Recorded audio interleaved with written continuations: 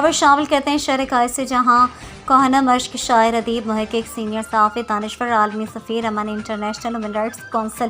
IHRC کے executive member world اور senior pattern Asia doctor ذاکر حسین عادل نے 9 اسٹار گروپ آف کمپنیز کے بانی اور چیف ایگزیکٹو مرزا مقصود بیگ کے اصرار پر سینئر صحافیوں سجاد حسین اور صادق علی کے ہمراہ ملاقات کی اور real estate and small builders کے مسائل آباد کے عہدیداران کی کوارڈینیشن کے دائرہ کار کوآپریٹو سوسائٹیز اور بلڈرز کے ذریعے الاٹمنٹ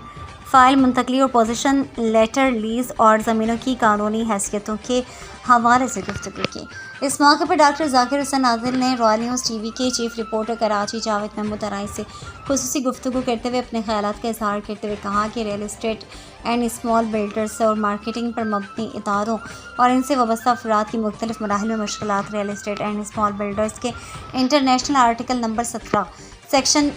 1 کی رجسٹریشن کے ذریعے کام کرنے کی عدم آگاہی کی وجہ سے بھی ہے اور کئی بے بنیاد بندشوں کی وجہ سے وہ مصائب کے شکار نظر آتے ہیں۔